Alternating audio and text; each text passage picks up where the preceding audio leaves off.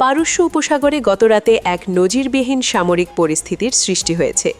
মার্কিন বিমানবাহী রণতরী USS Abraham Lincoln Hormuz প্রণালীর কাছে পৌঁছানোর সঙ্গে সঙ্গেই ইরানি নৌবাহিনী তাদের ইতিহাসের অন্যতম বড় শক্তি প্রদর্শন করেছে। মার্কিন নৌবহরটি উপসাগরীয় অঞ্চলে প্রবেশ করতেই ইরানের প্রায় ৩০০টি দ্রুতগতির মিসাইল বোট কম দূরত্বের মধ্যে চলে আসে। ইরানি নৌবাহিনীর এই আকস্মিক পদক্ষেপে মার্কিন রণতরী এবং এর স্ট্রাইক গ্রুপ বর্তমানে বিব্রতকর পরিস্থিতিতে পড়ে গেছে। পেন্টাগনের পূর্ব পরিকল্পনা অনুযায়ী এই অঞ্চলে মার্কিন উপস্থিতি বাড়ানোর কথা থাকলেও ইরানের এই পাল্টা পদক্ষেপ ওয়াশিংটনের সব হিসেব নিকাশ পাল্টে দিয়েছে। সরাসরি যুদ্ধের প্রস্তুতি হিসেবে ইরানি নৌবাহিনী তাদের সব জলযানকে প্রথমবারের মতো জাহাজ বিধ্বংসী ক্ষেপণাস্ত্রে সজ্জিত করে সাগরে নামিয়েছে। ইরানি নৌবাহিনীর এই কার্যক্রম ছিল অত্যন্ত সুপরিকল্পিত এবং আক্রমণাত্মক। মার্কিন বিমানবাহী রণতরী আব্রাহাম লিঙ্কন হরমুজ প্রণালী সীমানায় প্রবেশ করে তখন ইরানি বোটগুলো রাডারের চোখ ফাঁকি দিয়ে অত্যন্ত কম দূরত্বের মধ্যে চলে আসে। এই ৩০০টি বোটের প্রতিটি ছিল লোডেড মিসাইল বা ক্ষেপণাস্ত্র সজ্জিত। ইরানের পক্ষ থেকে স্পষ্ট বার্তা দেওয়া হয়েছে এটি কোনো সাধারণ মহড়া নয়, বরং যুদ্ধের জন্য পূর্ণাঙ্গ প্রস্তুতি। ইরানি নৌবাহিনী তাদের সব ক্ষেপণাস্ত্র ব্যবস্থা নিরাপদ গুদাম থেকে বের করে উপকূলীয় লঞ্চপ্যাডে স্থাপন করেছে। নির্দেশ পাওয়া মাত্রই সেগুলো নিক্ষেপের জন্য প্রস্তুত রাখা হয়েছে। মার্কিন প্রেসিডেন্ট ডোনাল্ড ট্রাম্প বা তার প্রশাসন যদি কোনো বেপরোয়া পদক্ষেপ নেয়, তবে তাৎক্ষণিকভাবে হরমুজ প্রণালী বন্ধ করে দেওয়ার সিদ্ধান্ত চূড়ান্ত করে রেখেছে তেহরান। এই পুরো অপারেশনটি সম্পন্ন হয়েছে রাতের অন্ধকারে এবং কঠোর মিডিয়া ব্ল্যাকআউটের মধ্যে। গণমাধ্যমের আড়ালে ইরানি নৌবাহিনী তাদের সক্ষমতার যে প্রমাণ দিয়েছে তা মার্কিন নৌবহরের জন্য বড় হুমকি হিসাবে দেখা দিয়েছে। ইরানি নৌবাহিনীর এই শক্তি প্রদর্শন মার্কিনীদের গতিবিধি সার্বক্ষণিক ইরানিদের নজরদারিতে রেখেছে। আব্রাহাম লিঙ্কন ক্যারিয়ার স্ট্রাইক গ্রুপকে ইরান বুঝিয়ে দিয়েছে পারস্য উপসাগরের নিয়ন্ত্রণ এখন আর ওয়াশিংটনের হাতে নেই। যে কোনো ভুল সিদ্ধান্তের ফলে এই অঞ্চলটি মার্কিন নৌবাহিনীর জন্য এক বড় ফাঁদে পরিণত হতে পারে। ইরানের সামরিক প্রস্তুতির একটি বড় অংশ জুড়ে রয়েছে হরমুজগান প্রদেশের উপকূলীয় এলাকা। বর্তমানে এই প্রদেশের পুরো উপকূল জুড়ে বিপুল পরিমাণ জাহাজ বিধ্বংসী ক্ষেপণাস্ত্র মোতায়েন করা হয়েছে।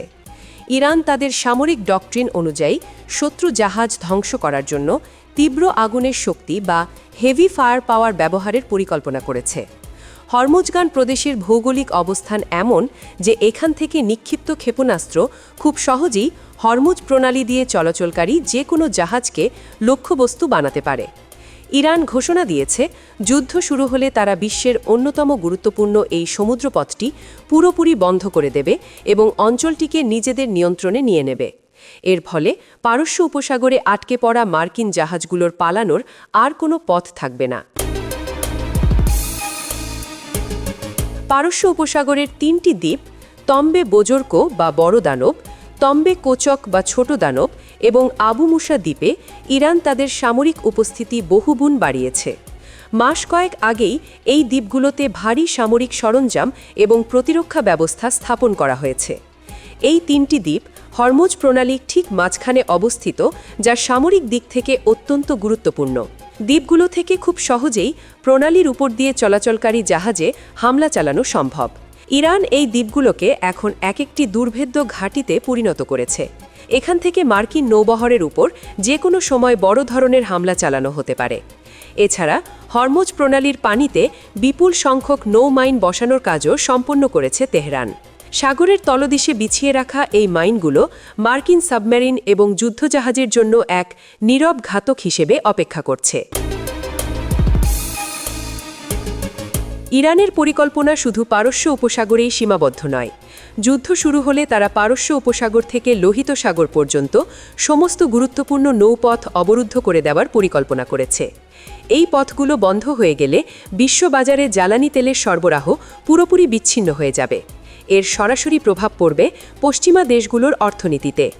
তেলের দাম বেড়ে আকাশচুম্বী হবে, যা আমেরিকা এবং ইউরোপের অর্থনীতির জন্য বড় ধাক্কা। ইরানের পক্ষ থেকে পশ্চিমা দেশগুলোকে সতর্ক করে বলা হয়েছে, যুদ্ধের ফলে তেলের বাজারে যে অস্থিরতা তৈরি হবে তাতে তারা বুঝতে পারবে প্রতিটি মন মাখনের ভেতরে আসলে কতটা চর্বি লুকিয়ে থাকে। অর্থাৎ বিলাসিতার জীবন ছেড়ে তাদের কঠিন বাস্তবতার মুখোমুখি হতে হবে। মার্কিন সংবাদ মাধ্যম নিউ ইয়র্ক পোস্টের এক প্রতিবেদনে ইরানের সামরিক সক্ষমতা নিয়ে নতুন তথ্য উঠে এসেছে। প্রতিবেদনে বলা হয়েছে, ইরানের স্বল্প খরচে ড্রোনের ঝাঁক মার্কিন বিমানবাহী রণতরী ইউএসএস আব্রাহাম লিঙ্কনের জন্য এক বাস্তব এবং বড় হুমকি। মার্কিন সামরিক বিশেষজ্ঞরা বলছেন, ইরানের ড্রোনগুলো আকারে ছোট এবং দামে সস্তা হলেও এগুলো যখন শত শত বা হাজার হাজার সংখ্যায় একসঙ্গে হামলা চালায় তখন তা ঠেকানো যে কোনো আধুনিক প্রতিরক্ষা ব্যবস্থার জন্য কঠিন হয়ে পড়ে। মার্কিন রণতরীতে থাকা আকাশ প্রতিরক্ষা ব্যবস্থা সীমিত সংখ্যক লক্ষ্যবস্তুকে প্রতিহত করতে পারে, কিন্তু ড্রোনের ঝাঁক সেই সক্ষমতাকে অকেজো করে দিতে পারে।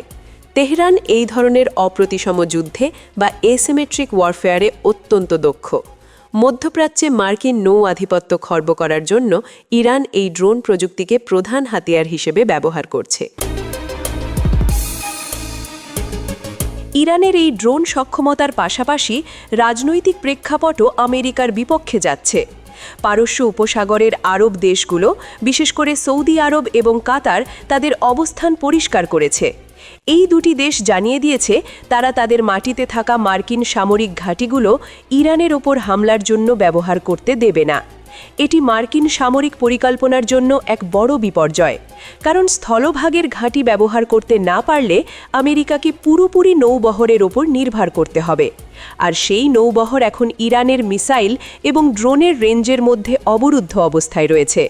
ফলে Abraham Lincoln career strike group এখন কোনো দিক থেকেই নিরাপদ নয়। মিত্র দেশগুলোর এই অসহযোগিতা আমেরিকাকে এই অঞ্চলে কার্যত একা করে দিয়েছে। ইরান এবং হিজবুল্লাহর পক্ষ থেকে পাল্টা যুদ্ধের হুঁশিয়ারি পরিস্থিতিকে আরও জটিল করে তুলেছে। লেবাননের প্রতিরোধ আন্দোলন হিজবুল্লাহ জানিয়েছে, আমেরিকাকে শুধু সাগরে নয়, পুরো মধ্যপ্রাচ্য জুড়ে প্রতিরোধের মুখে পড়তে হবে।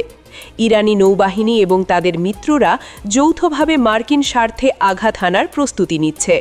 হরমুজ প্রণালীতে মার্কিন নৌবহর আটকে পড়ার অর্থ হল তাদের রসদ সরবরাহ এবং চলাচলের স্বাধীনতা পুরোপুরি ইরানের ইচ্ছার ওপর নির্ভর করছে।